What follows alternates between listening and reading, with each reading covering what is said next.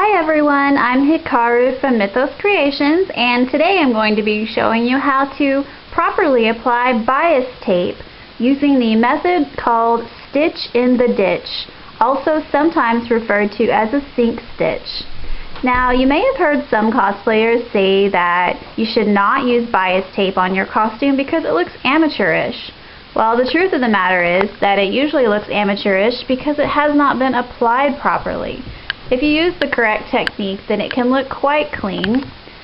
As you can see here on some that I've already done, there's no stitch marks on the top of the garment. And then the underneath of the garment also looks quite clean, and the stitch marks are minimal. So when done correctly, there's no shame at all in using bias tape.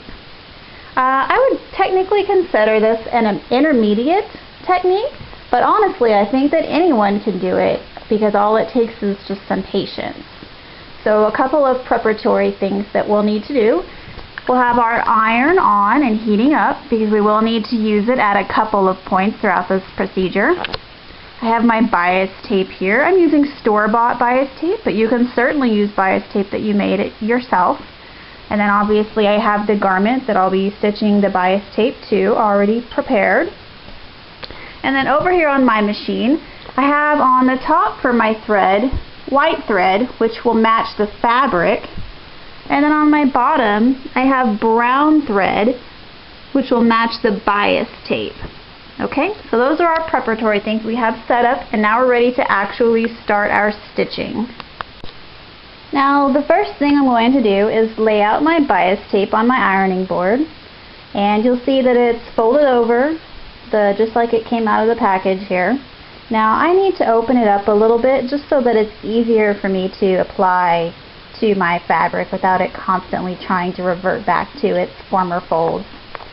So I'm just going to open it up just like this here. I'm leaving this left edge folded over. It doesn't really matter. But the two right folds I'm going to open, and I'm just going to do a quick press with the iron. Nothing crazy. I'm just trying to get it a little more open. Now you'll see that I've opened it up a bit with my iron, and now I'm ready to start pinning it to the fabric. Alright, now I have my bias tape pinned on where I want to sew it.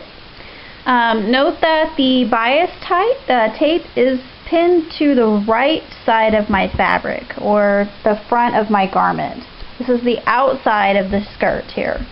Okay, so I've got the open side that I had ironed open.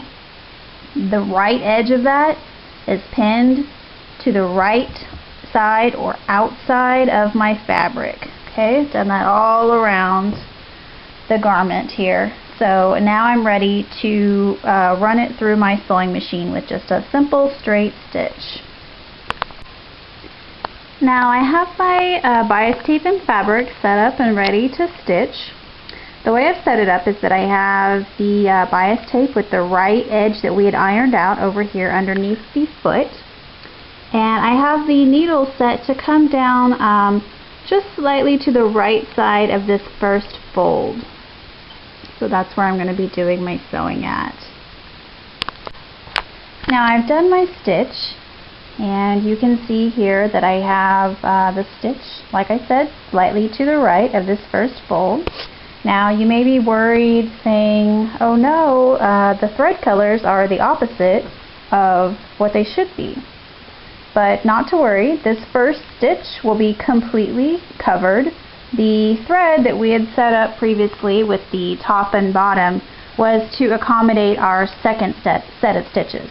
So it's perfectly fine that you can see the thread on this first stitch. Now the next thing that we'll need to do is take it over here to our iron. Now we're just going to give the bias tape a quick press to put it back underneath to where it looks like the proper fold. We're not going to spend a lot of time on this. It's going to be pretty easy to iron back into the shape because that's the shape that it was in when it was in the package. So I'm just going to give a quick press all the way around the bias tape and put it back into its natural shape here. Now my bias tape is back in its natural state, so you can see that it's folded over on the front and on the back here. So now I'm ready to start pinning it in place to do our final stitch. I'm going to put my pins on the front of the garment, or the right side, and I'll show you here in just a moment after I get done pinning it. Alright, I'm done pinning my bias tape on for the second set of stitches. Now you can't actually see my pins, which is just what we want it to be like. You'll see that if I pull back the bias tape just a little bit, you can see my pins. Where the pins are is where my actual stitch line is going to be. So you'll see that once it's been stitched, you won't be able to see the stitches because it'll be along the same path as our hidden pins here. So I'm just going to run this through the sewing machine and do another simple straight stitch. Now as I'm going down the sewing machine, I'm just going to kind of pull my bias tape back here a bit so that I can stitch down my pin line, but I do not want to stitch on top of this bias tape. So we need to make sure that we pull that back on the front. Now on the back, which will be on the bottom of our machine, we will be stitching over the bias tape. So this is the bottom is going to be holding our bias tape in place for us.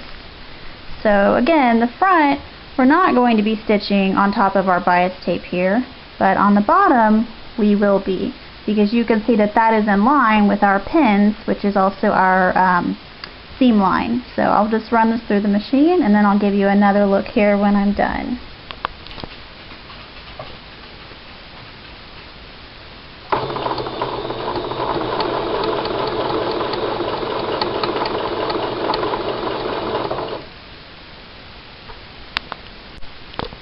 Now I have my second set of stitches done, and you can see that on the bottom I have, well, it's hard to see on my camera, but a slightly visible brown seam line there on my bias tape.